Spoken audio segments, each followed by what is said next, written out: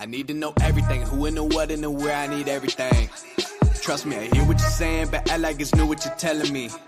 I'm curious, George, I hop in the Porsche, it's 5 and a horse, I'm ready for war, I'm coming for throats, to turn to a ghost, I need to know everything. Now you be surprised at the info you get is by letting them talk so I'm... What is up, man? We are through the first quarter portion of the NFL season, rather. Dan, Trevor here, of course, with ADP presented by Bite Size Sports. We're getting into fantasy football to gear you up for the 5th week, man. We are carving through this season at rapid pace. Week 5 already, man. Bye weeks already coming into play. Tampa Bay on a bye this week. I don't remember who the Super second early, team man. was, but That is so early. wouldn't feel good, right? Because you still No. got 13 straight weeks of ball to play after this week. Wow. So we got the Browns, the Chargers, the Seahawks, and the Buccaneers all on a bye week this week. It's a good What a number way of to start. teams. It's a good number of teams. No Herbert, who's been a top 3 quarterback. No Eckler, probably good. Give him some more time to get right, get back Yeah. into the game. Same with He Mike got to come out Evans. healthy, right? Yeah. So for those guys, probably a good deal. But long term, you don't want to go that early. I mean, even week 6, I feel like is still super early. By the way, I know we're a fantasy football show. Why are the Falcons not on a bye week? I thought the whole gig was you go to London and then you get a bye week. I'm not sure But what. the Falcons are playing this week. They host the Texans on Sunday. Maybe they thought it's the It Texans. just threw me off when I knew that. Yeah, maybe that's The like NFL schedule makers were yeah, like, no, it's like a bye week. it's like a bye week, and you're going to be at home. It's like a bye week. Yeah, maybe so. But I don't want to go on a tangent. I was just like, what in the world? I thought this was like a known commodity. You go to London, you get a bye week. Well, for the Jaguars too, they have a second game in London. They're doing back-to-back London. So Yeah, back-to-back that was London, something I wasn't. I They don't forgot have a bye about. week next week. And they don't have one next week. Nope, they're at home against the Colts. So again, Kind of like a bye week. kind of like a bye week. Oh my gosh. Yeah. Not to get too much on a tangent there, because I could talk the NFL in general all day long. But let's get some fantasy stuff going. Injuries, as always. I know we mentioned Herbert already. Mike Evans with his hamstring bye week's going to be big for him. But Kenny Pickett, man, that was one that I don't know how many people are rostering Kenny Pickett today, but the impact definitely would be felt on the people that are catching passes from him for sure.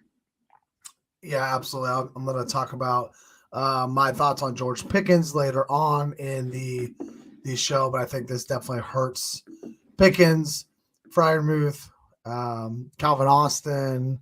Najee's been bad, but it still doesn't help Najee either. It looks like Adam Schefter says that Kenny Pickett told reporters today that he'll be ready to go by Sunday. But That's good. I mean, as we've seen by some other quarterbacks with lower body injuries, it doesn't necessarily mean he'll be 100%. Yeah, i.e. Joe Burrow. That calf injury bad. is limiting my guy. He has looked bad. That whole offense has looked bad. Yeah, there's a disconnect somewhere. They got to figure it out. For T. Higgins' sake. Javonte Williams, hip injury. He ends up exiting that game. It felt like I have one team. Luckily, I pulled out a win, but Javonte Williams, Mike Evans, and T. Higgins all on the same team. Man. Boom, boom, boom. They all left. That was a tough break. That was a tough break indeed. It's a rough Sunday. Rough Sunday.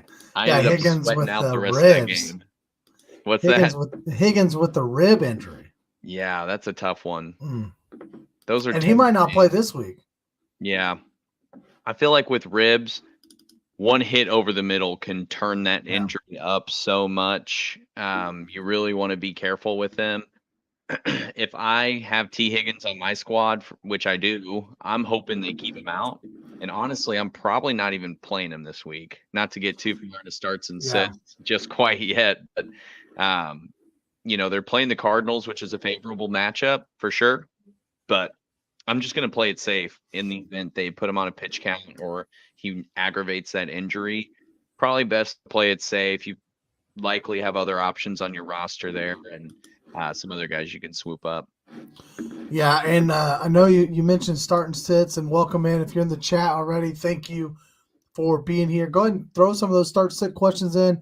Nate's already in here active. We're going to answer this question here when we talk a little bit about some of these guys coming off the IR. I think that's a perfect time to talk about Puka. But yeah, welcome in. Thank you guys for being here.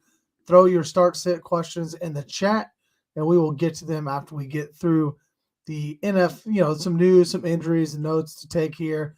One other big-time wide receiver, talked about Mike Evans, talked about T. Higgins, but Devontae Adams and the shoulder injury.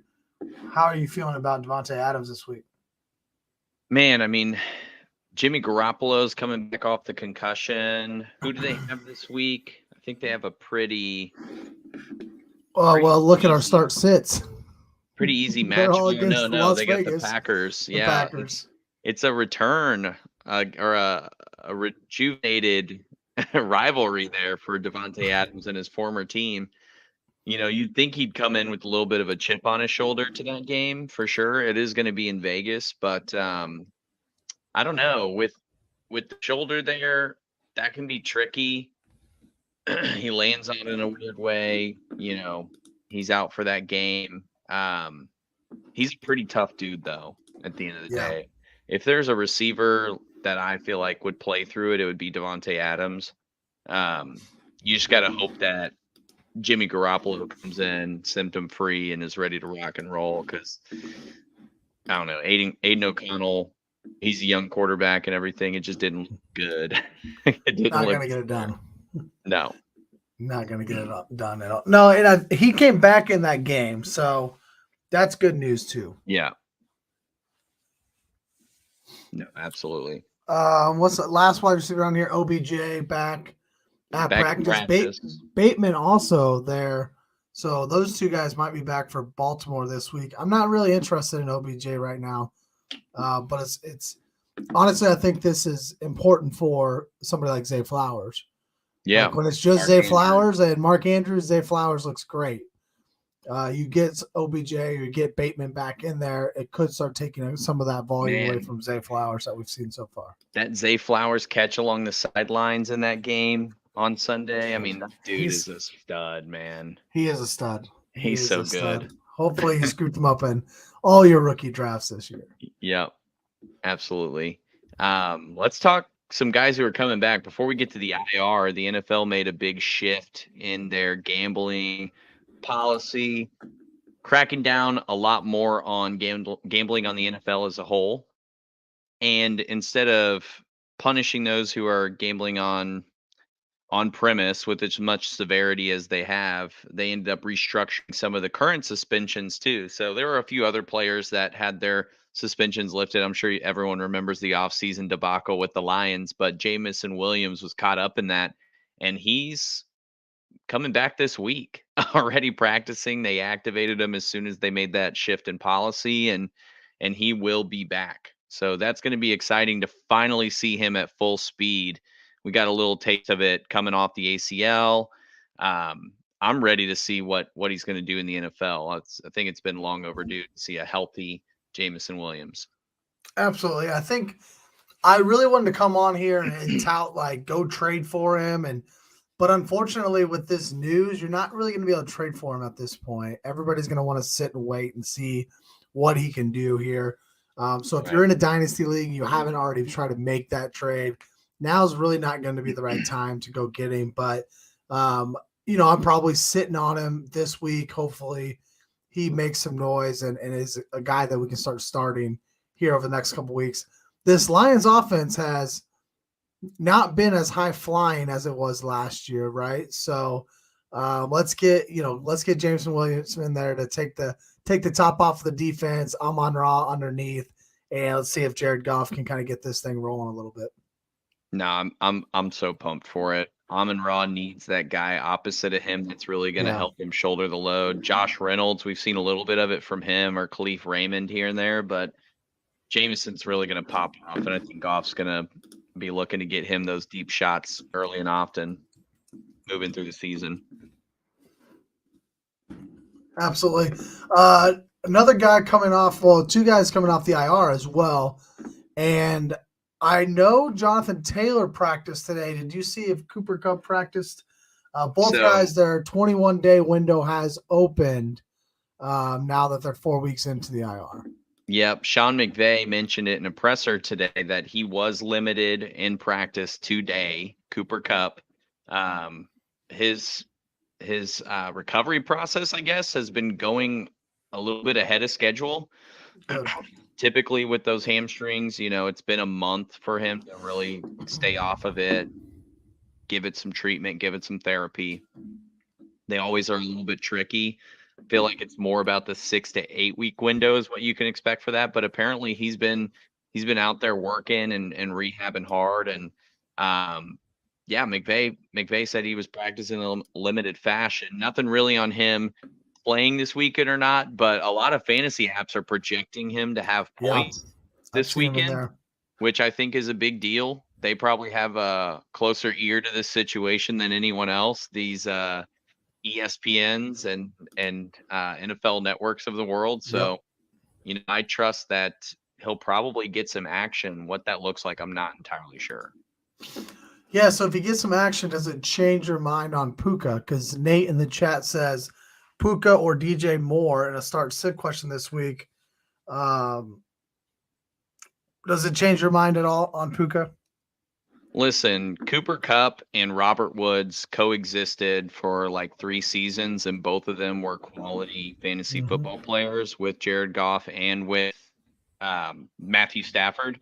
So I don't feel like Puka's at risk here. Now, is he going to continue on this reception trajectory that he's been on, where he's on historic pace? Probably not. Most yards ever in the NFL.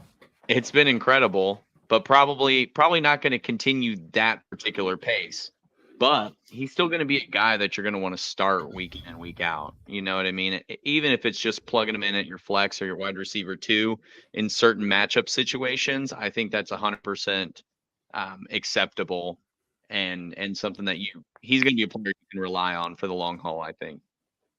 Yeah, I agree with that. I think absolutely I would play him over DJ Moore this week. I don't think Cooper Kupp's going to go in and get 12 targets or anything like that. I see this. You brought up Cooper Kupp, Robert Woods. I'm thinking Jamar Chase, T. Higgins when both of them are healthy, A.J. Brown, Devontae Smith. I think Puka Nacua becomes another one of those number 2 wide receivers that you're like, man, this guy could be the number 1 anywhere else in the league, but he's sitting behind Cooper Kupp, right? And so I think Cooper Kupp coming back actually ends up hurting the Tutu Atwells, Van Jefferson, who has sucked this year anyways, Tyler Higbee a little bit. I think it's more those pieces, and I think this is going to be the Puka and Cooper show. I think those 2 guys are just, man, they both just work their tail off running routes, and they earn so many targets that man. It's like Cooper Kupp 2.0. So why would Stafford want to throw it anywhere else? Their route running capabilities are just nuts. The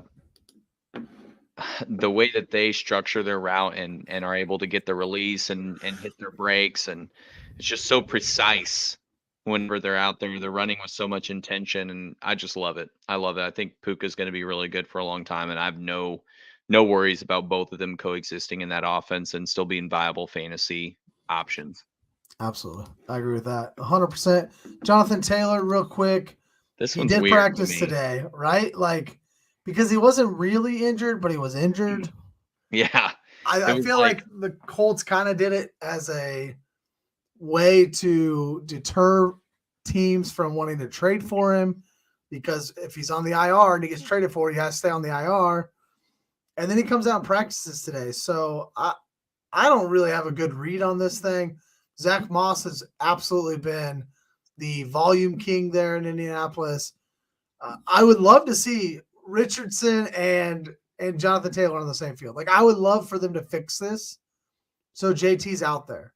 Yeah. Right. Like 100%. I think that helps everybody in the fantasy football world, the real football world. Like that would be help. That would be great.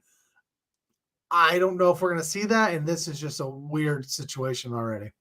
I don't know what to make of it. I'm certainly, if I have Jonathan Taylor on my roster somewhere, I'm probably going to let him mellow for a week just to kind of see what happens with it. But I'm probably not playing Zach Moss either because I don't want to be in a situation where I plug in Zach Moss and Jonathan Taylor pops off and ends up being that guy again.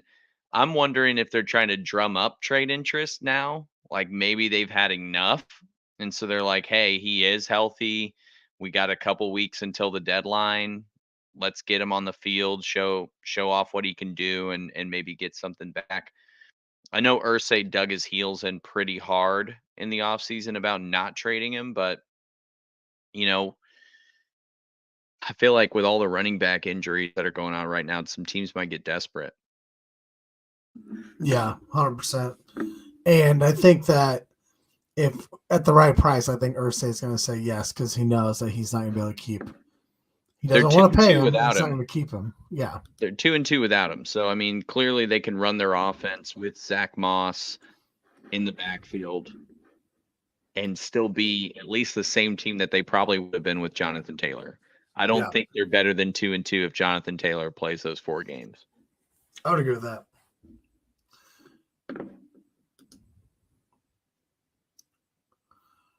Is that all the news? I think that's all the news, right? Yeah, it's a pretty dry news week. Not a lot of big shakeups. Luckily, not a lot of huge injuries. You love to see that. Really, a lot of minor ticky-tack little pieces there where, you just got to kind of monitor those players. Most of those guys end up going on a bye anyway. So really just helps your team out, helps them out to recover, get that extra week. So that's all going to be good stuff.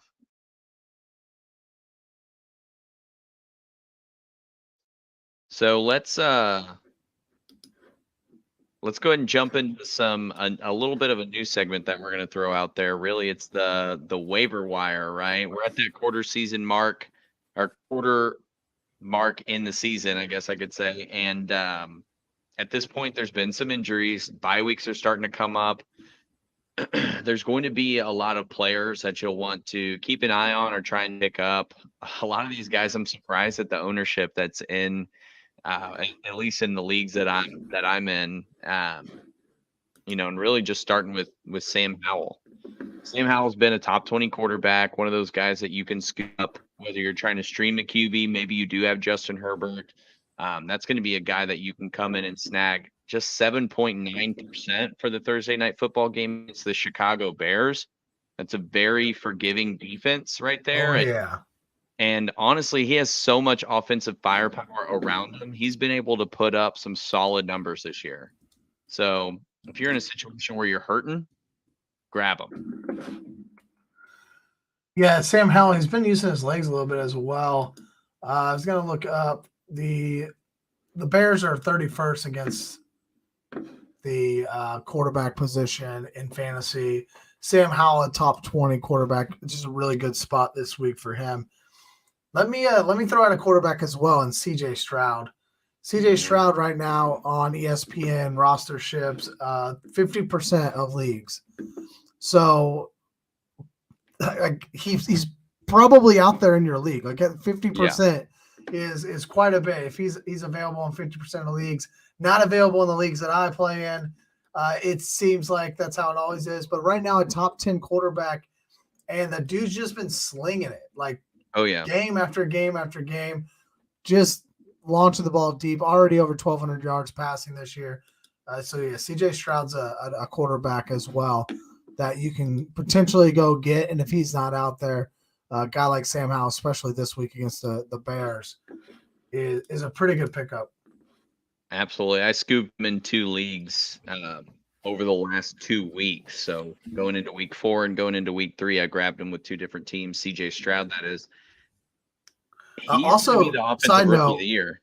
Oh yeah, for sure, right?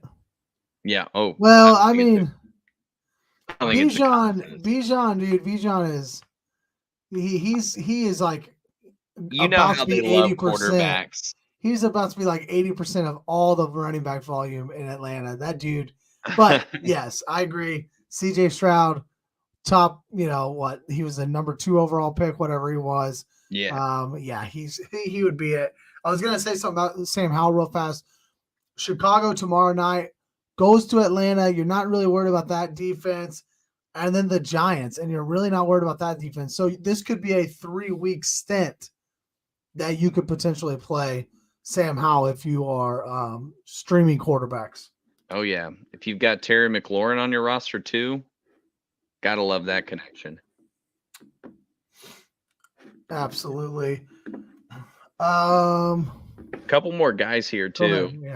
Yeah. So basically these guys, they're about 50% as well, ownership and are rostering in their league. So Jaylen Warren, running back for the Steelers, I think he has a very good opportunity to supplant Najee Harris in the Steelers offense. He's been popping off in the passing game and putting up some solid numbers there, getting a lot of opportunity. I see the tides turning with Najee, and Jaylen Warren's been getting a lot of love there. So somebody, if you don't have the open roster spots to scoop him now, definitely keep your eye on him there. And then Odell Beckham Jr., 48.2%. He's a big name. So, don't fall for it necessarily, but someone to definitely watch as that Baltimore offense continues to evolve. If you get into a situation where maybe Zay Flowers gets injured or someone else gets injured, that's going to give Odell Beckham an opportunity to kind of open up in that offense. So I'm not saying he's going to be a guy you can start every week, but as we start hitting these bye weeks, that he'll be somebody that you can plug in based on that matchup. Yeah, he's got to get healthy too, right? Not necessarily a guy that I will be glamoring over, but that's just because I have a lot of wide receivers because of the way I draft anyways. Same. But you might be out there without those guys, and this could be a guy you could throw on your bench. Real quick, a point about Jaylen Warren. His snap counts from week 1 to week 4, 40%, 43%, 45%, 49%. Like, it's coming. You are spot on when you say this thing is starting to flip. It's starting to flip, and it seems like it's starting to flip pretty quickly. A little bit of that could be game script, right? Just because he's going to be the pass catching back, and Pittsburgh seems to be falling behind quite often out there right now. Yeah. But he also looks better than Najee. Najee just doesn't really look great. He looks as sluggish a runner right now, which is just not necessarily what I would expect from Najee Harris this year. But let me give you 2 running backs that are deep down there. And these are not guys you should go jump after and go spend a bunch of fab on, spend your number 1 waiver wire on. Don't do that. However, keep your eyes out for Jaleel McLaughlin. I can't say it. McLaughlin. Sounds like the Sarah McLaughlin that does the puppy songs. Jaleel McLaughlin out of the Denver Broncos. Javonte, did we touch on Javonte during the injuries? Has a hip injury there.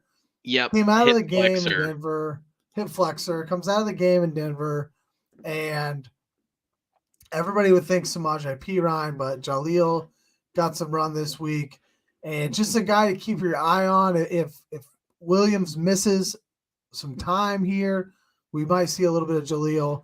Not somebody like I'm just going to drop everything for, but just a deeper name that you might think about. And then even deeper and maybe more of a deep dynasty ad, Emari Demercado. Why did I pick the 2 hardest names to say tonight? The Romeo Dobbs debate all over again. That's right. Dobbs, Dubs, whatever it is. A-Chain, Atchin, whatever we want to call these guys. A-Chain. What's the newest one? Kieran versus Kyron. Right? Did you see that about it's not Kyron Williams, it's Kieran Williams. Come on, guys. Anyways, Emari Demercado out of in Arizona. Keontae Ingram is the backup for James Conner. He's dealing with some injuries. Hasn't really stayed healthy quite often in his career. I know it's just in his 2nd year. But just keep an eye out for this guy. If James Conner were to go down, this could be Amari's backfield sooner rather than later. So just again, maybe more of a deep dynasty ad. So, just a guy that you just hit the heart or the favorite or whatever, just to keep your eye on there on the waiver wires. Absolutely. No, that's one of those ones I'll be keeping my eye on now. I love that. I love when we do these shows because you and I get to bounce these things off of each other, and maybe there's observations that we didn't see beforehand, and that's definitely one that I'm going to have on my radar now. 35% of the snaps this week. That's considerable. Because Keontae's hurt, so yeah, he is the backup when Keontae's out. Yeah, radar right there. Two more players before we go into starts and sits that I want to just notate. Michael Gallup owning about 7% of NFL fantasy leagues.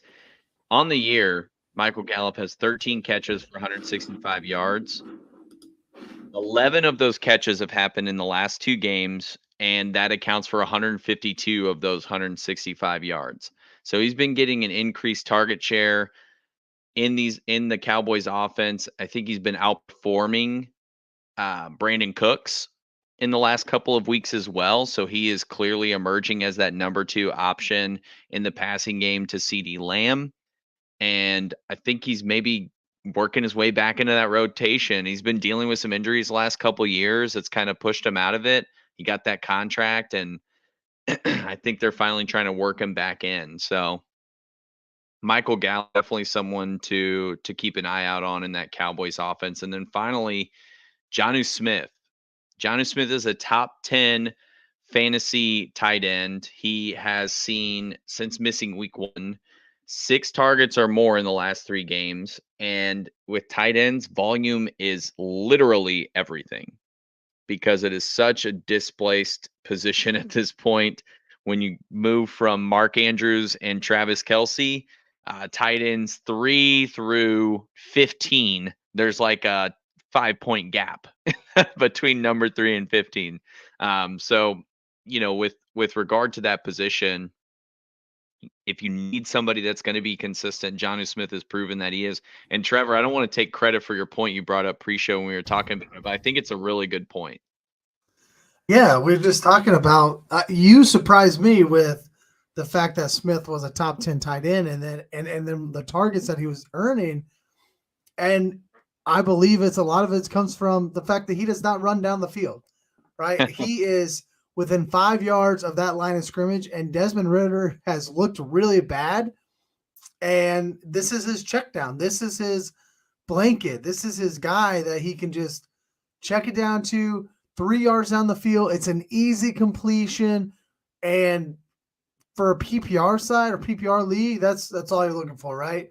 Four catches for 20 yards, get your 6 points out of tight end. And once in a while, maybe he falls into the end zone. You're pretty happy then. But you're getting a consistent tight end rather than somebody who's going to be putting up goose eggs for you, because you don't want that either. So, yeah, I don't mind the play here. No, absolutely. 8 targets is nothing to sneeze at for a tight end. I think that is way more than viable. That's somebody that you're going to start week in and week out if they're averaging 6 to 7 targets a game. So I would be so interested to see what his average depth of target is. Like, it's got to be like 1.5 yards. You brought it up, and that was the first thing that 1.5. You brought it up, and that was the first thing that came to my head too. Was like, you mentioned Ridder. What's his average throw? You know what I mean? What is that? What's that yardage look like? I saw a graphic earlier today, actually, where Patrick Mahomes, I think, is like 7.2 average depth of target for yardage, which puts him 23rd in the NFL. And I want to know what Desmond Ridder's is, because if it's towards the back half of the league, then that point you made is like spot on. Let's see. I was trying to look it up. I jumped on to ftnfantasy.com, which does a lot with air yards and average depth of target and whatnot. A lot of running backs. So let me go to tight end here. See if I can grab this really fast before we lose all of our audience. Oh, man. There's so many tight ends out there that catch like one pass. Our boy Gerald Everett is way down there. Don't like to see that. No, we don't like that. Well, I've gotten to 5 yards and I don't see him. So maybe he's going a little further down than I expect he is. Average target depth 7.2. Okay, now. Not and bad. Joni Smith is 7.05. I found it. So 7 yards down the field. So that's right where Desmond Ridder likes to throw the ball. That's a sweet spot. You're not getting anything deeper than that. Awesome. Go ahead. You got something? I was just gonna move on to my last guy, and then we can go to start sits if you want. Let's do it. We talked about Jameson Williams earlier, coming off of the suspension. Try to get in there. This would have been at the time I'm looking to get him anyways if he was going to be suspended for 2 more weeks. But only 33% of ESPN rosters or leagues have him on a roster. So he's out there. He's available. He's the guy you need to be picking up and going after and getting like right now. Do not wait for another week because by this time next week, especially if he gets a deep bomb, I remember last year he had like 1 catch for 37 yards or something weird like that. Like he gets one of those this week and you're not going to get him at all. So go get him now. Put him on the end of your bench. Don't start him, but get him on your bench.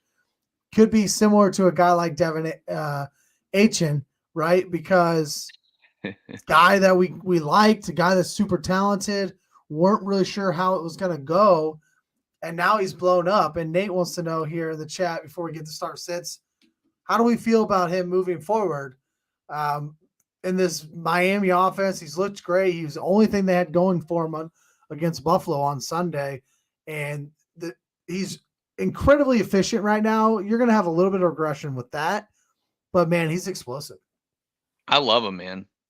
I love him. I think this is exactly what you and I talked about all summer long was grab this guy wherever you can. He's going to pop off. He's in the perfect offense for his skill set, high speed kind of guy, going to get involved in the passing game, going to get involved in the running game, get a lot of opportunities.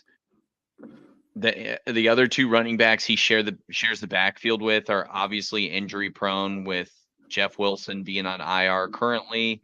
Raheem Mostert always misses 2-3 games a season. That's going to give him a lot of opportunity for volume in those instances. I mean, there's going to be regression with the efficiency for sure. He's not going to rush 10 yards a carry or whatever it is right now that he's getting, but he's definitely going to be a stud in this offense. And he's young. If you're in a dynasty league and you got him, man, you struck gold. Yeah, 100%. I've got him in 16% underdog teams. Like I was trying to draft him as much as possible. I absolutely loved him preseason.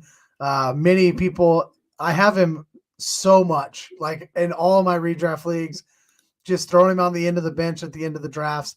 And people are coming out of the woodworks asking me to trade guys I haven't talked to in months, guys I haven't traded with in probably years, reaching out, hey, you want to trade HN? I'm like, sure, what do you got? But knowing deep down. What do you think about that Dolphins running back? You married to him or? Yeah, exactly. I'm like, well, are you married to Justin Jefferson? Because yeah. Otherwise, yes. Right. You trying to give up Christian McCaffrey? That's going to be a cornerstone for me.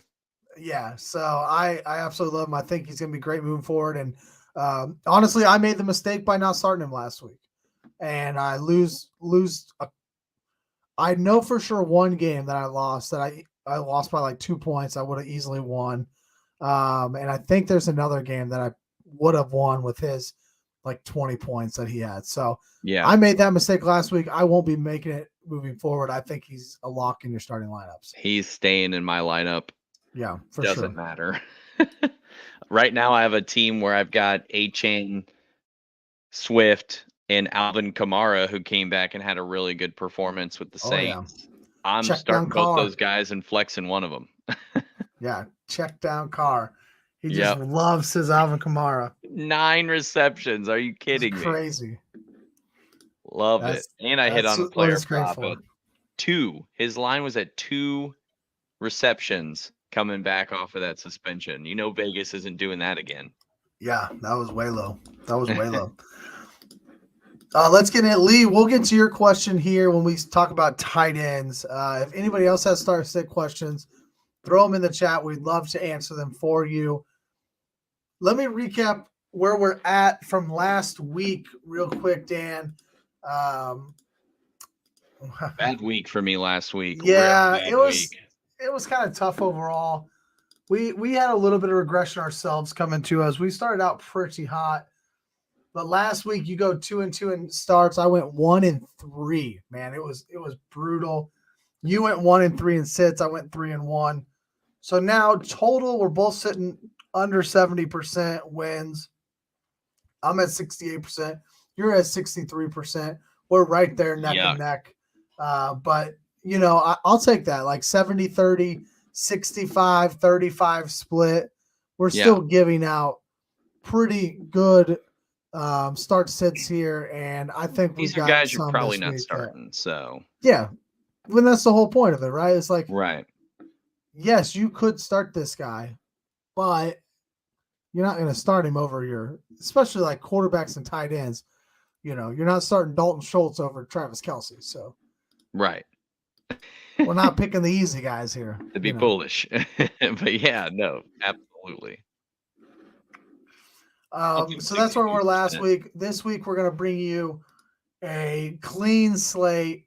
We're going to go 12-0, 16-0, and we're just going to be right about all these. And why don't you get us started with the future rookie of the year? Yes, sir. You talked about him earlier, and CJ Stroud, man, he's going on the road, taking on Atlanta. Atlanta's been pretty lenient to opposing quarterbacks, and CJ Stroud is on a phenomenal pace. He's passed for over 300 yards in each of his games. The coaching staff is behind him. They're giving him plenty of opportunities to pass to his weapons. Tank Dell's emerging as a solid wide receiver. You've got Nico Collins, who his first year in that wide receiver 1 role, he's flourishing. And Dalton Schultz in that offense, Robert Woods in that offense. He has a veteran presence there as well. I mean, he's hurting Dameon Pierce's stock a little bit, but I really like the matchup for CJ Stroud this week, and I'm plugging him in if I don't have a Josh Allen or a Patrick Mahomes or a Jalen Hurts to put in my lineup. Number 6 in total air yards for CJ Stroud. They are bombing the ball down the field. Like he especially when Tank Dell gets open down the middle of the field. Yeah. Oh yeah. Nico Collins has looked great. He's been awesome to watch so far. Been fun to watch. Yeah. So I'm going Jordan Love. And that's who I wanted to pick, to tell you the truth. I feel like either we picked him to start. I think I picked him to start. One of us picked him to start last week. It didn't work out. I was a little bit iffy to go back to the well, but I'm just going to throw that week away. Throw it out. It was a Thursday night week. Kind of went back and realized that, like, all right, it's Thursday night game. Weird. It's a weird game to pick. Right. Thursday night games usually are. But he did get Christian Watson back. He was healthy, gets in the end zone last week. Aaron Jones was back and healthy. They didn't really get him involved as much last week. I expect that to change this week. They get the long week following that Thursday night game. 10 days of rest. And now against Las Vegas, this defense is bottom 5 against quarterbacks in terms of QBR. So I think that this is a really good bounce back spot for this Packers offense and Jordan Love. I love that pick. I think with them going up against the Las Vegas Raiders defense, sky's the limit, man. Sky's the limit against the defense. They've been they're Swiss cheese, if you want to put a term to it or a noun to it. They have been Swiss cheese, and Jordan Love is about to destroy them. You mentioned that you wanted to pick Jordan Love. I did get in the doc first tonight, but I really wanted to take your running back. Yeah. I wanted to take your running back, but my stream of the week, I couldn't give out two Jets players, man. Talk about your running back this week. I'm so excited that you didn't pick him because then I would have been like 2 in a row. You Yeah, kidding that's me? right. We're too much on the same page at that point.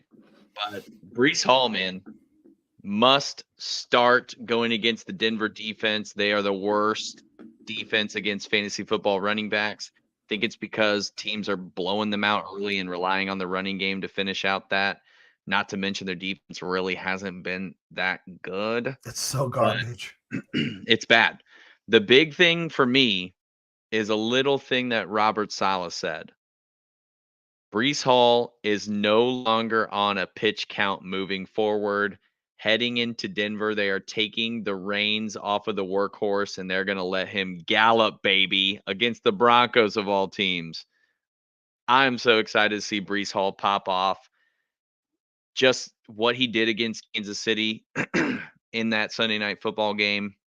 If it wasn't for Brian Cook, we're likely looking at an upset there for Kansas City and the Chiefs. What an incredible tackle, just getting some fandom off there. But Brees Hall, man, he's been looking electric and he's going to pop off this week. I think he's going to put up some really big numbers against Denver. Yeah, he looked, I mean, you remember back to week 1 against the Bills, he looked really good against coming out, but he was obviously on a snap count. Right. He has gotten more and more. Dalvin Cook is kind of non-existent. I mean, Man. Michael Carter's out snapping Dalvin Cook, and It's killing me. I get it to an extent because like the Jets were in passing mode the entire time against the Chiefs because they got down 17-0 early and they just couldn't quite get their way all the way back. So I understand why you see a little bit more Michael Carter, but yeah, Dalvin Cook hasn't really been the guy, and so I think now Brees Hall will be the guy. And I don't think it's 1A, 1B. I think it's 1, and then you have 2A and 2B with Dalvin Cook and Michael Carter. I'm excited to see Brees Hall unleashed, especially against this porous Denver Broncos defense. But yeah, I couldn't give out 2 Jets. I just couldn't do it. You put a lot of stock in that team. Yeah, that's right. That's right. So I already feel sick that we're gonna just talk about 2 Jets in one show. So at least it wasn't me doing both. 2 different Jets. I think that's the we can talk about the same Jet in 2 segments, maybe, but yeah, but not 2 different ones. So running back, I'm gonna go with Alexander Madison, and this is another one that doesn't really feel great. But it's one of the best game environments in the entire weekend. Like, this is the premier game. Chiefs versus Vikings in the Dome. It sets up how you want it to set up. Chiefs coming off a tough win and not really looking great offensively. But, I mean, the Jets defense is for real. Yeah. The Vikings offense can move the ball. I'm excited to kind of see how the Chiefs defense can potentially keep Justin Jefferson in check. But it's got to be Alexander Madison. Like, he's been ho-hum so far. If it's not this week, like, when is it going to be for this guy? And I think the Cam Akers drum starts to really start pounding. If Madison comes out and puts up another stinker, fumbles again, drops passes again. I'm not a Madison guy, but I think that this has to be his week. And if I'm looking at those fringe running backs, at least give me the guy that's in the highest total on the weekend, right? Like, give me the guy that's going to be in a game that's going to be 55, 60 points potentially. Yep. No, I think that's going to be a high-scoring affair for sure. Alexander Madison has been a roller coaster a little bit. You kind of, if you're in a non-PPR, he's been basically, I mean, might as well have kept him on the bench. But no, I think the matchup definitely plays in his favor, and he's got to be feeling Cam Akers' breath on the back of his neck. You know what I mean, as far as that depth chart goes. So I feel like he's going to pop off. Not that I really want him to, since he's playing our team, but of course, he's had the opportunities. He is the guy there in Minnesota. Like, there's nobody else behind him. Now there is, because Cam Akers is there. But for fantasy, he hasn't done anything. No, been pretty rough, but he's going to have opportunities for sure. Definitely someone. Here I am. Start Alexander Madison. He hasn't done anything. Yeah, The joys Trust of fantasy me. football. Trust me. Who are you playing this week that has Alexander Madison on their roster? You're up. That's right. That's right. You're up to Go something, ahead, man. put that guy in there. Let's shift it over to wide receivers. I'm going with the guy that's going to complement your guy, Christian Watson, against Vegas in their corners. I just think he has so much potential to go off. Caught a touchdown last Thursday, so he's already broken the seal there on the season. And I think with Jordan Love coming in there, having a guy, a younger wide receiver that he's probably has a pretty solid connection with, being as, they kind of both sat a little bit lower on the depth chart last year. They've already got that chemistry going. We saw what happened when Christian Watson came back late last year. The matchup's favorable. I feel like all the conditions are right. And if he pops off this week, he's really got an opportunity to cement himself as a staple in your lineup. I'm liking Christian Watson this week. Absolutely. Super excited to see him back out there and healthy again. Mm-hmm. I think it's going to be a star. I'm going dumpster diving once again. Adam Thielen, the 32-year-old, is feeling it. Oh, yeah, he is. And he has, really, honestly. Going up against Detroit this year, Detroit's given up 200 passing yards in every game, and that includes a game against the Atlanta Falcons, who don't even like to pass the ball. I don't even know if they know what that means. They still threw it for 200 yards against this Detroit defense. Adam Thielen averaging over 10 targets. He's right at 10 targets per game over the past 3 weeks. That is volume, and volume is king in fantasy football. So you're playing a defense that's giving up 200 yards passing, and you're the guy getting all the targets in Carolina. So give me some Adam Thielen this week. Again, obviously this isn't – don't start him over your top 20 type wide receivers. But if you're looking at that flex spot, you're in a PPR league, and you're kind of trying to figure out some of these lower type plays, I like Adam Thielen. No, he's been solid. He's actually been.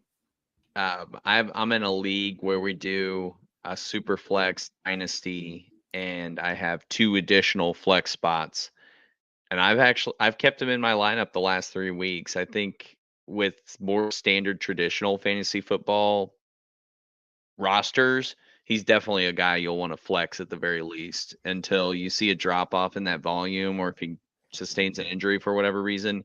He's Bryce Young's safety blanket, so to speak. He is, for sure. He trusts the veteran in the room, and he's going to him early and often in all of these games, and in the red zone especially, which is where Adam Thielen has been just a technician in the red zone his entire career. So I love that pick for this week. Doesn't matter if he's 22 or 32. The guy's getting it done. Speaking of 22, Atwell and Dell, 2 young guys in the NFL. Which one would you play in your flex this week? Tutu Atwell or Tank Dell? Lee is asking us in the chat. Since we're talking wide receivers, figure this Dell. is a spot to talk about it. Dell. I don't need any thought to that. That's a Dell for sure. Even if Cooper Kupp's out, I think if Cooper Kupp's out, it might give me a little bit of. I might think about it a little bit. This what is it? Rams Eagles.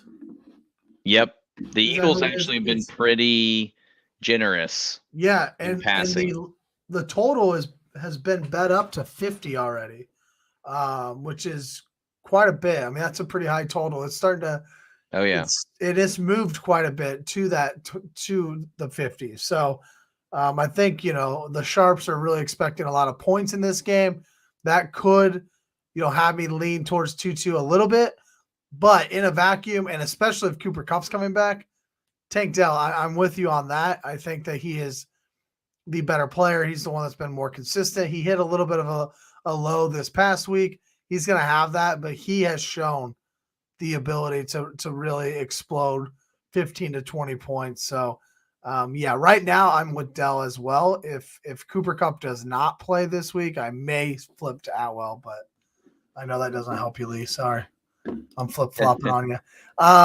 Let's hit these tight end questions before we get to our tight end start of the week. Tight end start: Hawkinson, Kmet, or Ferguson. Which one would you put on the trade market? Well, which one do you want to start? Then which one would you put on the trade market this week? Well, Ferguson's going up against San Fran. Probably not going to start him over Hawkinson this week going up against Kansas City with the point totals and the potential for the offensive explosion. There's really not going to be a lot of scenarios that sees me benching Hawkinson, to tell you the truth. If it's my team, I'm trading Kmet while he's hot. That's exactly where I was going.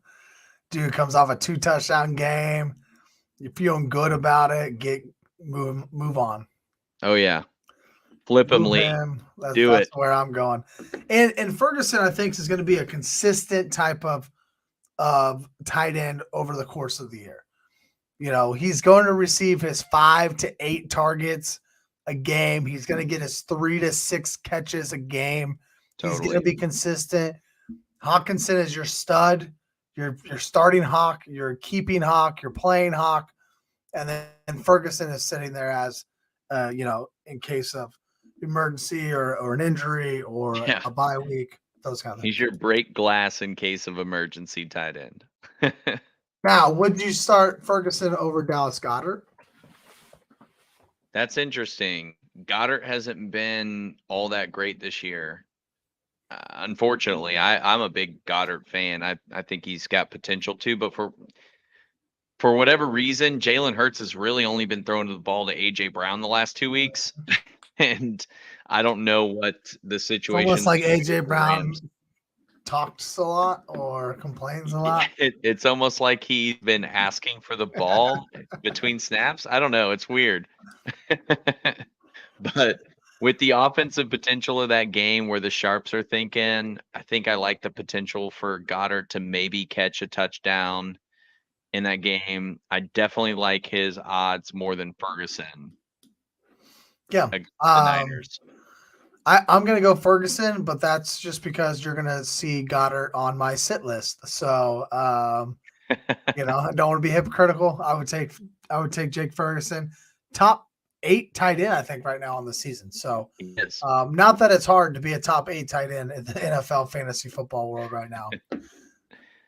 Let's get to our tight end starts the week, though.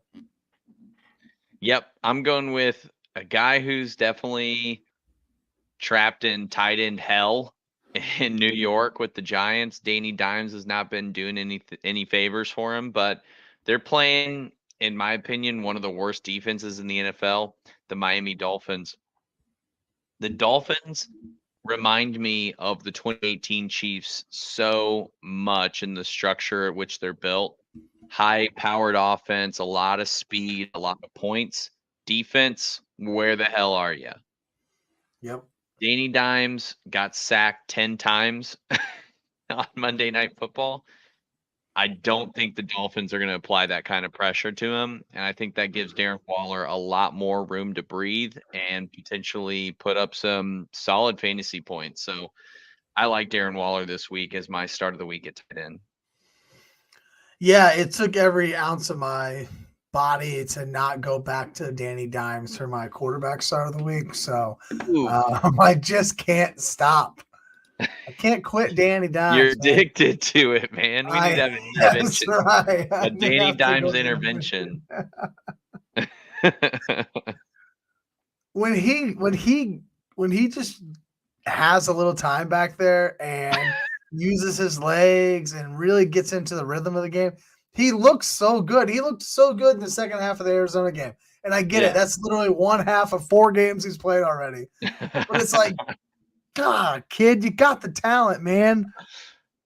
But he doesn't have the offensive line. That is for sure. So we got to wean you off of Danny Dimes. I know. I'm definitely gonna. I'm probably most likely gonna be starting him in an A league this week, but that's just because I don't have any other options. So I'm going tight end Dalton Schultz to the Houston Texans. You already kind of talked about this, Houston offense and the Atlanta defense and kind of how this sets up. The tight end is it's a wasteland. It's outside of those top 3 to 4 guys. Anyone could end up being, a top 5 tight end. So let me see how this tight end does. He's got a quarterback who's absolutely humming right now, and a team that is not going to shy away from throwing the football. So give me a little Dalton Schultz this weekend and see what happens. I don't hate it. I don't hate it at all. I think with Dalton Schultz, you're throwing him into a viable passing offense, and that's all you can ask for with tight ends at the end of the day. Now, I don't know about you, but I'm ready to jump into some sits because there's some bigger names on our list this week. That's right. And as there should be, because there's some guys who just either in a bad spots or they're just not performing right now. Yeah. And we got to stop putting them in our lineups. I'll get it started at quarterback with Joe Burrow. He's clearly hurt. Okay. His mobility is 0. His offensive line's doing him no favors. The receivers aren't on the same page as him. He gets to Jamar Chase. That's about it. He's going against Arizona, which is a favorable matchup, but I do not want you guys to fall for it. Do not fall for it. Joe Burrow would surprise me if he puts up over 20 fantasy points this week. Go to another option. Grab Sam Howell while you can before this Thursday night football game. I mean, just do not do it. Do not fall for it. It's been 4 weeks. Give him 2 solid starts in a row before you put him back in your lineup. Another guy I can't quit on DFS. I've double stacked Joe Burrow every week in DFS so far. You trying to fade the crowd? I'm like, dude, one of these times it's going to hit. And it hasn't. And so now I'm not going to play him, and it's going to hit. I'm not saying he will not come back this season. Yep. But you do not want to kill the first half of your fantasy football season waiting on Joe Burrow to figure it out. Yeah. Absolutely. I have a dynasty league where I have Justin Fields, and it's a super flex league. Justin Fields, and then I drafted Anthony Richardson this year, and those are my 2 starters right now instead of Joe Burrow. So now they're also both right up my alley of guys I like, anyways. Like, but that's your mold. Yeah. So, but I'm starting both of them over Joe Burrow. I'm not even thinking about it anymore because of how Joe Burrow has played. And this offense in general, and that offensive line has not looked great either. So I like that call there. I'm going with another quarterback who has kind of performed a little bit better this year. At least the numbers say it, but I'm not bought in yet, and that's Russell Wilson. Quarterback 9 last week. He's quarterback 9 on the season through the first quarter of the year. Top 10 quarterback. You're feeling good. I think it's a little skewed still, right? He still had that 50-yard Hail Mary. I'm not really willing to lean into Russell Wilson yet. And now he has the Jets. The Jets haven't even come close to giving up a top 12 quarterback so far. Week 1, Josh Allen, quarterback 20. Dak in week 2 was quarterback 17. Mac Jones, which you're not really worried about that, was quarterback 22. But then Mahomes last week was quarterback 17. Like Dak, Josh Allen, and Patrick Mahomes, and none of them even thought about a quarterback 12 week. So I don't expect Russell Wilson to be able to put up a quarterback 12 on this defense. No, that's a very fair point. The Jets defense is great. They're really good. And the Broncos offensive line is not. So, not much about the Broncos is good. Let's be honest. It's rough over there right now in Denver. Love to see it. You do. You really do. Let's go into running backs. I feel like Russell Wilson's been dragged through the mud enough this week. I don't know if you listen to Club Shay Shay, but Marshawn told some good stories. Definitely want to check that out. My running back sit this week. It kills me to put him on this list, man. But Ramondre Stevenson, I'm just not loving the production that I've been seeing from him this week. And he goes up against a very stiff defense against fantasy football running backs. The New Orleans Saints really haven't allowed a ton of points this year, period, to any opposing offense. With the way New England's kind of set up right now, you don't know what's going to happen with Mac Jones. You don't know what's going on with their passing game right now. I just don't like Ramondre Stevenson this week. I would be looking at other options for sure.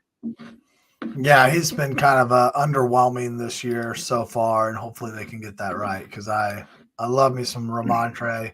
Me too. This Saints defense is for real. You're not like you're spot on there. And defense is kind of why I'm sitting the guy that I'm sitting as well. Defense and also lack of playing time thus far. That's Jonathan Taylor. Mm-hmm. It's going to be really hard, right? If Jonathan Taylor is going to be playing and starting and in this lineup, it's going to feel like I have to play Jonathan Taylor. He's Jonathan Taylor. Right. Against Tennessee, man. And Tennessee has been so tough this year and just continues to be tough. And Zach Moss is also still there in Indy. He's had all the volume thus far, has looked decent. So I would assume he'll get at least 30% of the snap share there. I just don't think that even if Taylor gets the volume, which I don't expect him to do, but even if he did, if they want to show him off like you alluded to earlier, it's still against this Tennessee front. And I think I've chosen a running back every week. That's been a good running back. And I sit him every week. Like Joe Mixon last week, not a guy I wanted to start. I don't want to play anybody against this Tennessee front right now in terms of running backs. My gosh, they just embarrassed the crap out of the Bengals. Jonathan Simmons, Harold Landry, I mean all those guys in their front seven, they're dogs, man.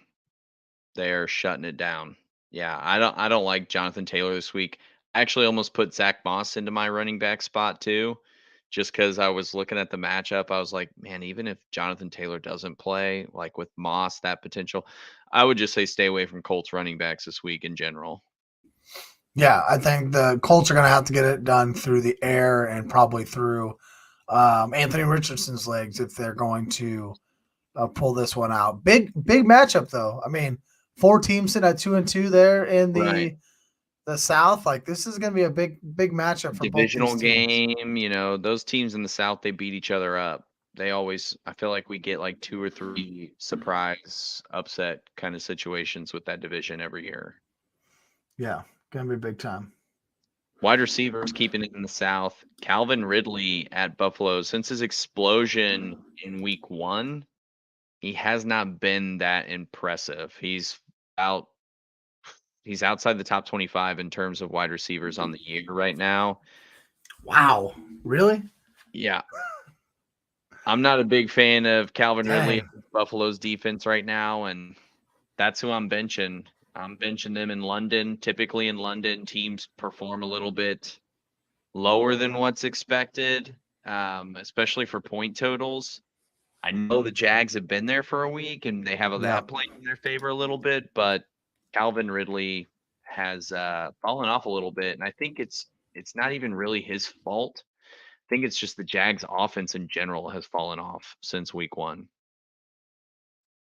Yeah, not the Jags offense we expected to see, especially after that first week explosion. But Christian Kirk is still there, and I think he's still viable. For real. And yeah, he's just Calvin Ridley's not going to eat everything, and so I think. And honestly, if I'm in a redraft league, I might even be trying to figure out if I can get something for Calvin Ridley still, because we have to remember this guy hasn't played real football in a long time.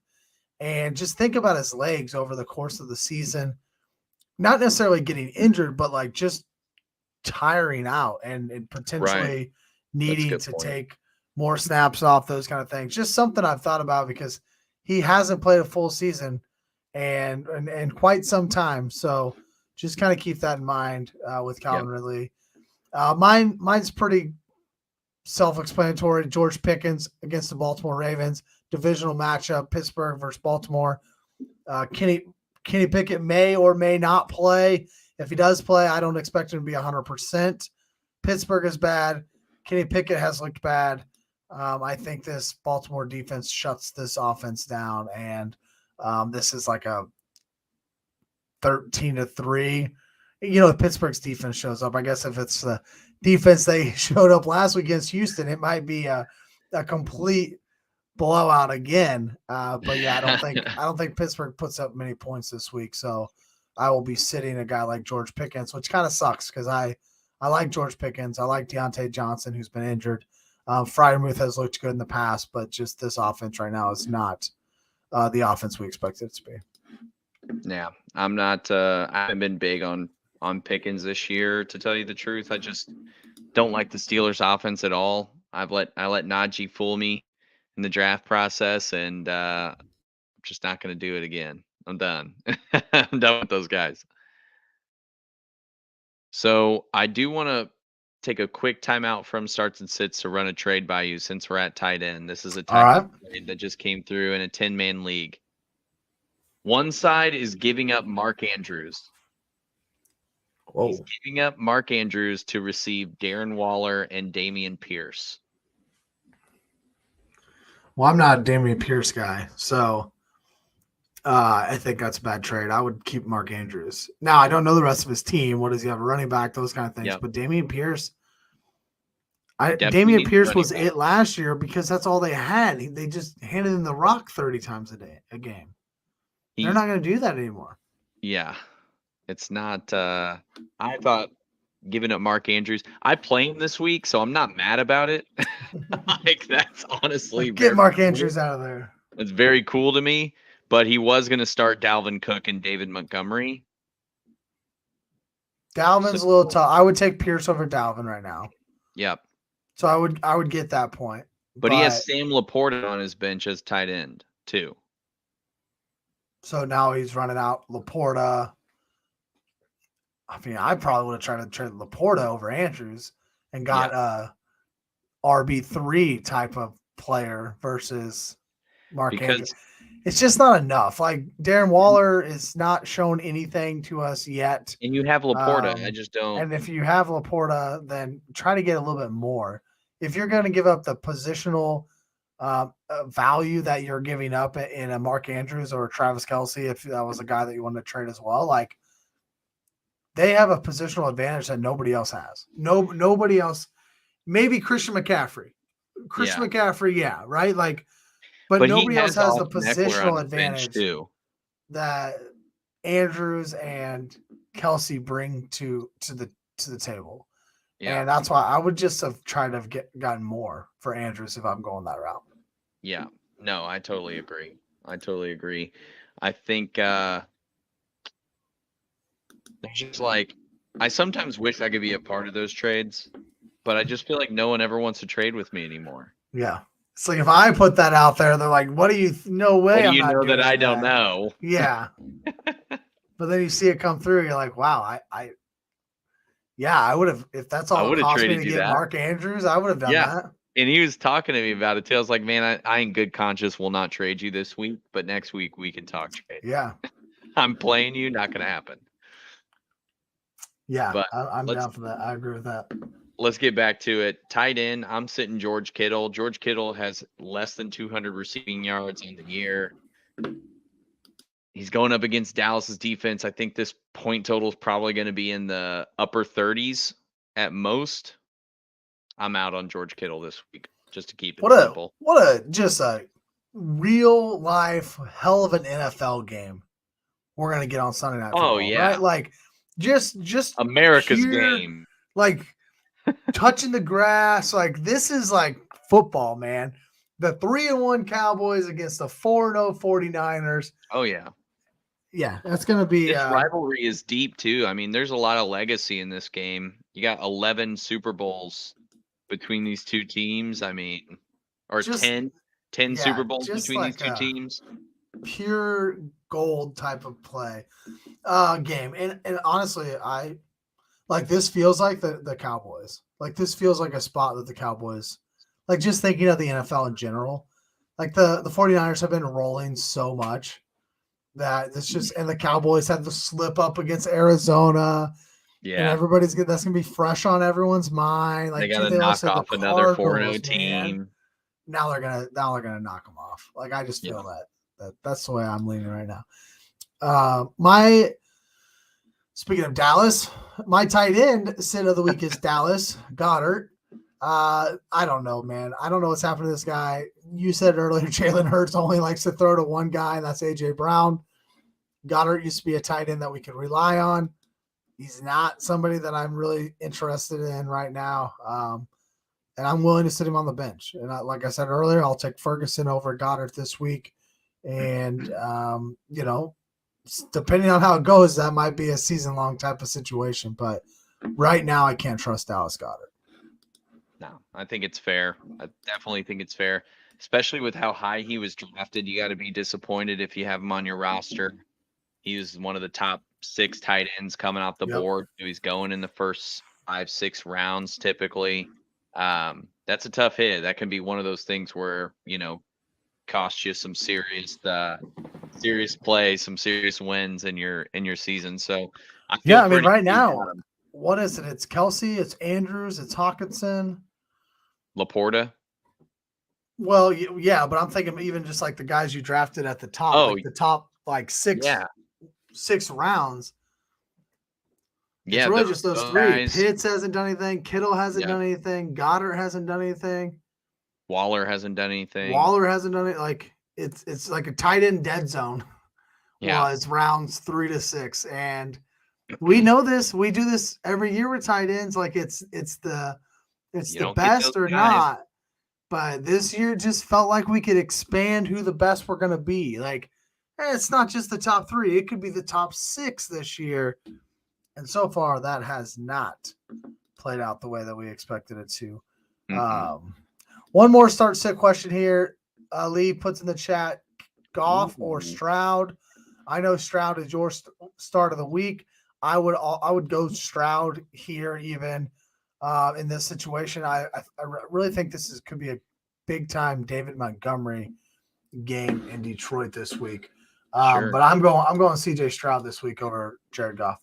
Yep. I mean, I got to stick with my guy on principle, but I definitely see why you posed the question. Jared Goff, I think, has been pretty solid. He's at home. A guy you can rely on.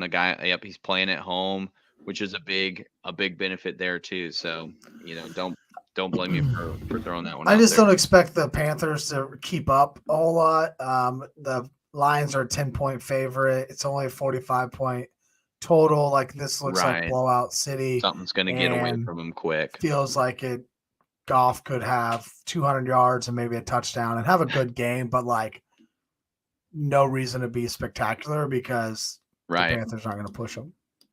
Totally. High risk, high reward, man. Yeah. You want me to start with mine? Yeah, get them. Ooh, I just saw yours. Like it. I'm going Cooper Kupp this week. It doesn't feel like it's high risk because it's Cooper Kupp, but I do think there is an elevated risk by throwing Cooper Kupp immediately into your starting lineup should he play this week. Just knowing that he's coming off of a hamstring injury that he re-aggravated, had to sit out the 4 weeks. But obviously the reward, we all know what the reward is for Cooper Kupp and when he hits. Dividends. Right. So I think that if he does play, I am playing him everywhere. I am starting him. There's no way in hell that I'm not starting Cooper Kupp and he goes out and puts up a 30-burger. Like, you're going to be like, what are you thinking?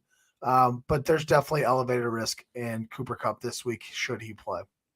No, I definitely see the risk. I've got him sitting on my bench right now, and I'm just waiting for more news, contemplating. For me this week, I'm going back to America's game. You kind of touched on it, right? It's going to be a grit and grind sort of game where everyone's hands are going to be in the dirt, and it's going to be some hard-hitting defenses out there. But Tony Pollard, man, he's been a top 10 running back in fantasy so far. I think last I looked, he's maybe 8 in PPR formats. But this Niners defense is no joke. They have potential to shut him down. I mean, at the end of the day, they have potential to shut the whole Dallas offense down. But if Tony Pollard's able to get it going, then, he has the potential always to bust out a big touchdown run or catch a pass for a long gainer. I think that's the epitome of high risk, high reward this week as far as Tony Pollard's play goes and who the matchup is in particular. We're seeing, in my mind, 2 of the top 4 defenses in the league clash here. So it's really going to be a battle in the trenches on how much space are they going to give Tony Pollard at the end of the day. And I'm rolling with Tony Pollard just because I think he's a stud and you spend a lot of capital on him, most likely. So you're going to want to roll him out there. I have him on one of my teams, and I'll be starting him. But definitely, the floor is a little bit lower than most weeks for sure. Yeah, two of the top defenses, both these offenses are also for real, right? Yeah. So I think that's what's really going to be intriguing about this matchup of just what wins out. And it's going to start up front. And yeah, you hit the nail on the head at the end. Like Tony Pollard's a stud. You're starting your studs. You're going to start Christian McCaffrey as well, right? You're going to start CeeDee Lamb and Deebo Samuel. Like you're going to start your studs, and we'll just kind of see how it plays out from there and hope that your studs are the guys who are finding their ways into the end zone. One more flex here from Lee. Kieran Williams or Alvin Kamara. That one's a tough one. That is a tough one, man. I'd be interested to know what your other running backs are because, I mean, both of these guys are volume kings. And Williams is against the Eagles. Yep. They're Saints stiff. Up against the Patriots. If it's a PPR site, probably going Kamara. I mean, the dude caught, what did you say, 9 passes in this first game back? 9 receptions. I'm probably leaning more Kamara, the proven commodity. Kieran Williams has been a touchdown machine. So, I mean, he's got that going for him. But I don't know. With the Eagles, you don't know kind of what they're going to allow the Rams to do. I think the Patriots, while they are great defense, obviously they have one of the best defensive technicians running the show over there. I just feel like the Saints have more potential to get things going than the Rams do. Even the Sharps are running the points up there. I don't think the points are coming on the ground. I think it's going to be an error situation where late in the game, Rams are getting junk points. So Lee response here. I think I'm sitting Jahmyr Gibbs. Yes. Like I'm not putting Gibbs in here. So the question doesn't become Kamara versus Williams. It becomes Williams versus Gibbs, and I'm taking Williams over Gibbs. Until I see otherwise, Gibbs is on my bench on the teams that I have him on for whatever reason. He's been efficient, but for whatever reason, the Lions are just not giving him those opportunities. They're giving them all to David Montgomery. So, yeah, Gibbs, I would certainly not start over those two guys. Yeah, I'm with you there. Okay. We're on the same page there. Let's get into our quarterbacks and streams of the week. If we get through these fairly quickly, we can even give out a Thursday night daily fantasy lineup real quick and stick within our 90 minutes. Let's give it to him. I'll go with the Cougar Hunter, right? He was looking for Donna Kelsey last week. Now he's going to be looking for whoever Russ's mom is. I'm going Zach Wilson. Cougar Hunter. I'm going Zach Wilson.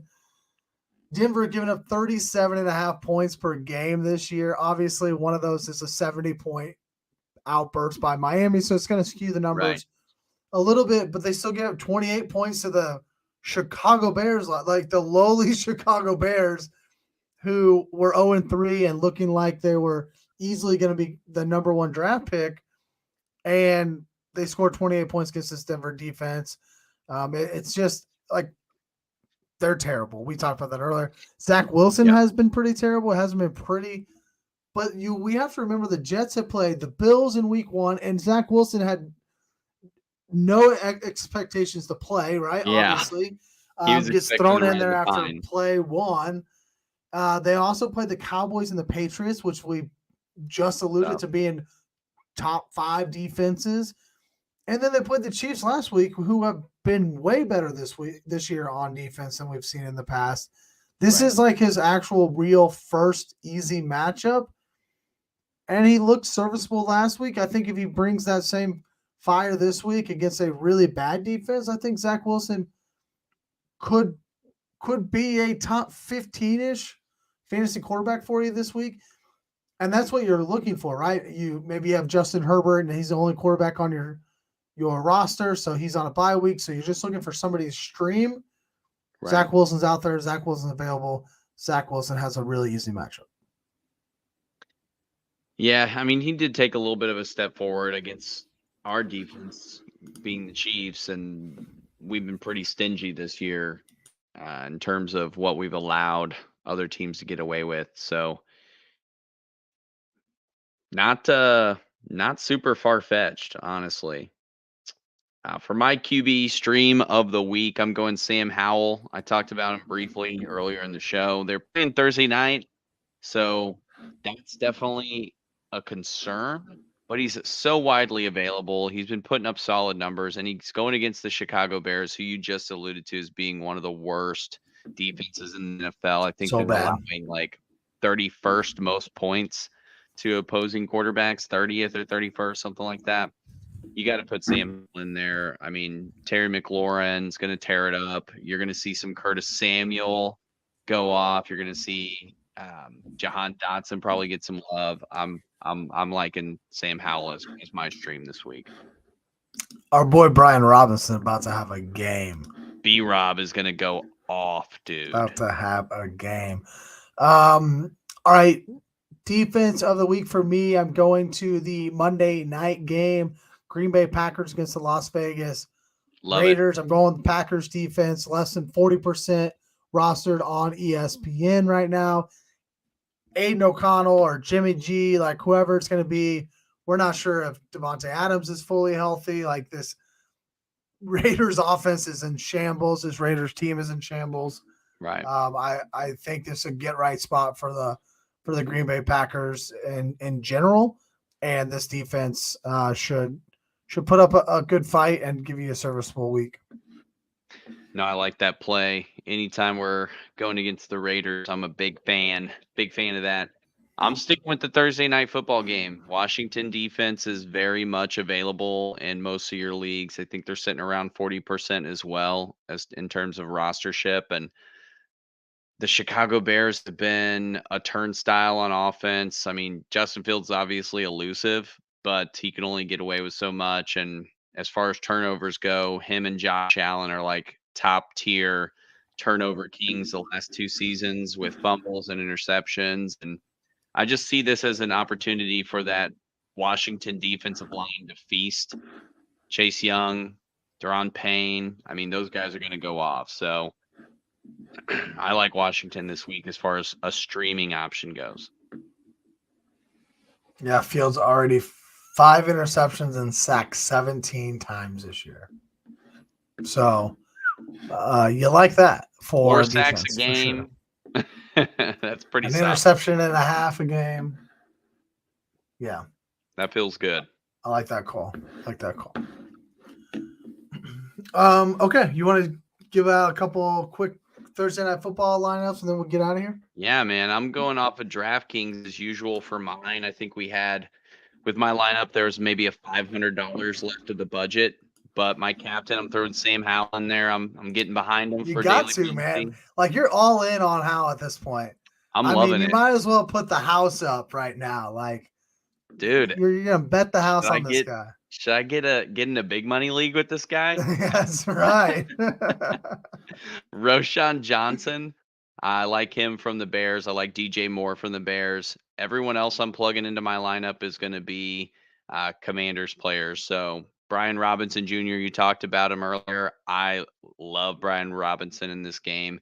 Curtis Samuel, I think, has some potential. He popped off last week, had a really good game. I don't think if we're looking at the way other people are going to be building their lineups, they're probably going to be plugging in a lot of DJ Moore, obviously, like I did, but probably going to be plugging in McLaurin or Jahan Dotson over Curtis Samuel. So I'm going with Curtis Samuel. He's a little bit of a value pick there. And then the Washington defense, I talked about them earlier. I think they're going to pop off, and I like them for my lineup. Yeah, we have a lot of similarities. Obviously, I'm playing over on FanDuel, so we play with one less player over there, and the pricing is different. A guy like Roshan is super, super cheap on FanDuel this week. Oh, yeah. I'm going Brian Robinson in the captain's MVP spot. My assumption is Fields will probably be about 60% MVP. Sam Howell will probably be 20%-ish. So I'm going to just avoid, and I do it all the time. And Fields, if he runs in 2 touchdowns, I'll probably be dust anyways. But Brian Robinson in MVP spot, I like that a lot. I am going to go with Fields and the aforementioned Roschon Johnson for how cheap he is. That allows me to then play the Commanders defense, as you talked about. And then on FanDuel, we play with kickers and Joey Sly. So just thinking this game, could potentially be more of a lower scoring outing and kind of playing through this defense of Washington, some field goals from Washington, and just Brian Robinson feasting as the Commanders kind of run this game and have a good grasp of the game the whole day. So I like that a little bit there on FanDuel. No, you and I are on the same page. Got to have B-Rob, got to have Roschon, got to have that Commanders D. That's right. Staples. Feels really good. I'll just say thank you all for being here tonight in the chat. As always, we absolutely love interacting with you guys. It makes makes the start sits a little easier because we can just answer some questions as we go along. Absolutely. Follow me on Twitter at TrevorS_FF. No Rumbles are read this week. Wife's got a work event, so we get to go to that. Got a babysitter for the boys. Yes, So sir. it'll be nice to just be able to get a night out with my wife, which means no. I got a text from her just now. She knows I'm talking about her. So anyways, Ears are burning. That's right. No Rumbles are read this week, but make sure you follow Bite Size Sports. Check out the NFL podcasts that have been going out. You can check them out on YouTube or even Spotify, but it's been a lot of fun just seeing those come through. Our guys here at Bite Size Sports talking about their favorite teams. And so if you just want to hear about football, hear about the NFL in a little different light, go check out some of those podcasts over on the Bite Size Sports YouTube network. Oh, yeah. Always fun tuning in for those shows. Just a bunch of passionate guys here with all the shows that we got. Everybody loves sports, and we're doing it because we love it at the end of the day. So it's pretty awesome. Pretty awesome getting to be a part of it. Definitely follow Bite Size at @_size sports on Twitter or X. Follow us, the show ADP, Another Damn Fantasy Podcast at ADP Podcast _FF. And then the Fastest 40, my other show, we drop episodes post Chiefs games and pre-Chiefs. It is a Chiefs-centric show for you guys out there that are KC fans. We are in partnership with Odyssey, so you can get that on the free Odyssey app or anywhere you're listening to podcasts, and follow the show at the Fastest _40 on Twitter. Very excited to catch the bounce tomorrow. Sorry, we won't get to see your daily fantasy with the Rumbles of Red, but I know you'll be with everybody in spirit as they set their lineups for the weekend. You know it. Hit me up on Twitter. Hit me up on Discord. We'll help you out still. Just won't be Friday night. All right, everybody. Enjoy your week 5. Go get a dub, and we'll catch you next Wednesday. I need to know everything. Who and the what and the where. I need everything. Trust me, I hear what you're saying, but act like it's new what you're telling me. I'm curious, George. I hop in the Porsche, it's 5 and a horse. I'm ready for war. I'm coming for throats to turn to a ghost. I need to know everything. Now you be surprised at the info you get is by letting them talk, so I'm